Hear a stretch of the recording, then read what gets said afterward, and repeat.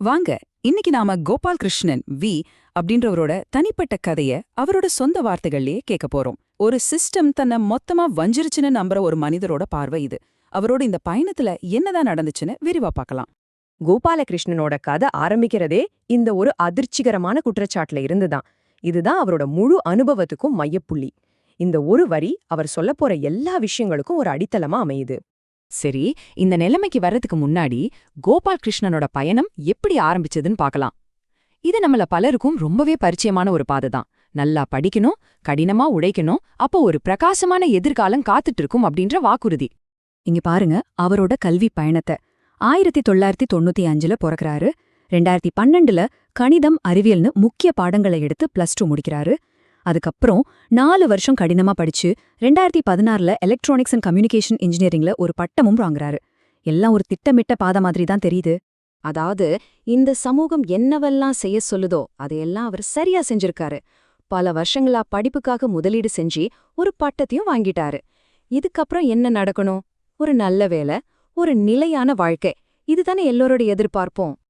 ஆனா இங்கதான் கதை தலைகீழா மாறுது. அவரோட கனவுகளுக்கும் அவர் நேர்ல சந்திச்ச கொடூரமான யதார்த்தத்துக்கும் நடுல ஒரு பெரிய பள்ளம் விழுது. இந்த சிஸ்டம் அவர் எப்படி கைவிட்டுச்சுன்னு அவரே சொல்றாரு. இத்தனை வருஷம் கஷ்டப்பட்டு படிச்சதுக்கு அப்புறம் அவர் சந்திச்ச முதல் அடி இதுதான், வேலையில்லா தீண்டாட்டம். டிகிரி முடிச்சு 6 மாசமா ஒரு வேலை கூட கிடைக்காம வீட்டுக்குள்ளேயே முடங்கி கிடந்ததா சொல்றாரு. இப்போதான் கதையோட ரொம்பவே விசித்திரமான, நம்பவே முடியாத ஒரு பகுதிக்கு வரும். வேலை இல்லாத ஒருத்தருக்கு எப்படி சம்பளம் வரும்? ஆனா தனக்கு வேலை இல்லாத போதும் அரசாங்கத்துக்குள்ள இருக்கிற ஒரு கும்பல் தன்னோட சம்பளத்தை திருடிட்டு இருக்கிறதா அவர் நம்புறாரு. இது 2016ல இருந்து நடந்துட்டு இருக்குன்னு உறுதியா குற்றம் சாட்டுறாரு. யோசிச்சு பாருங்க, இது ஏதோ ஒரு நாள் 2 நாள் நடந்த விஷயம் இல்ல. அவரோட கணக்குப்படி இது கிட்டத்தட்ட 10 வருஷமா தொடர்ந்து நடந்துட்டு இருக்கு. டிகிரி முடிச்ச நாள்ல இருந்து இன்னைக்கு வரைக்கும் தனக்கு சேர வேண்டியதெல்லாம் பறிக்கப்படுறத அவர் உணர்றாரு. தன்னோட இந்த நிலைக்கு யார் காரணம்னு அவர் தெளிவா ஒரு லிஸ்டே போடுறாரு. அரசாங்கம், தப்பான விஷயங்களை சொல்லித்தர நம்ம கல்வி முறை, இந்தியால இருக்கிற காலேஜஸ்லாம் டோட்டல் வேஸ்ட்னு சொல்றாரு. கடைசியா மத்தவங்க வாழ்க்கைய கெடுக்கிற கிரிமினல்ஸும் சில நிறுவனங்களையும் கை காட்டுறாரு. இந்த சிஸ்டம் ஃபெயிலியர் ஆனது ஒரு பக்கம்.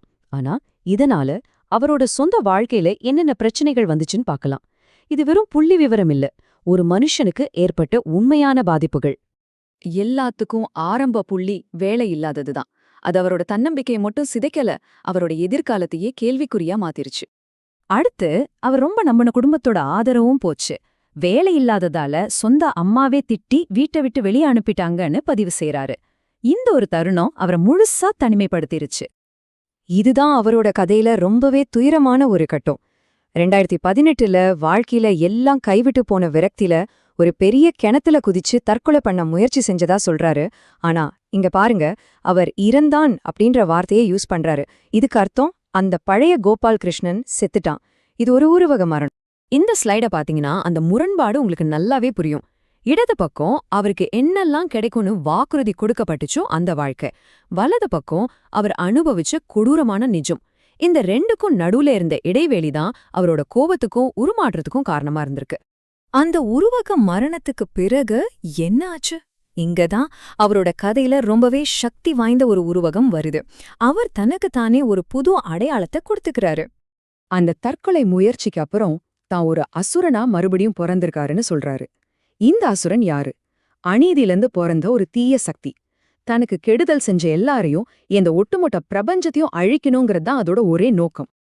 இந்த புது வடிவத்தோட நோக்கம் என்னன்னா அவரோட வார்த்தைகள்லயே கேட்கலாம்.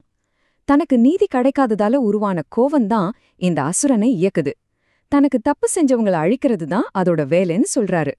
சரி, நாம இந்த விளக்கத்தோட கடைசி பகுதிக்கு வந்துட்டோம். தன்னோட அனுபவங்கள் மூலமா கோபால் கிருஷ்ணன் சில ஆழமான தத்துவார்த்தமான கேள்விகளை நம்ம முன்னாடி வைக்கிறாரு. நம்ம எல்லாரையுமே யோசிக்க வைக்கிற கேள்விகள் இவை. இப்போ அவர் கேக்குற கேள்விகள் ரொம்பவே அடிப்படையானது. ஏன் இத்தனை வருஷம் படிப்புக்காக வாழ்க்கைய வீணடிக்கணும்? பணக்காரங்க ஏமாத்திட்டு இருக்கும்போது நாம ஏன் காசுக்காக போராடணும்? மத்தவங்க வளர்ச்சிக்காகவும் சந்தோஷத்துக்காகவும் நாம ஏன் உழைக்கணும்?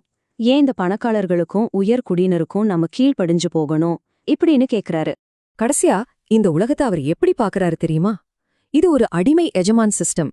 நமக்கே தெரியாம நாம எல்லாரும் இந்த சிஸ்டம்ல அடிமைகளா இருக்கணும்னு ஒரு கசப்பான உண்மைய சொல்றாரு. கோபாலகிருஷ்ணனோட இந்த கேள்வியோட இந்த விளக்கத்தை நாம முடிச்சுக்கலாம்.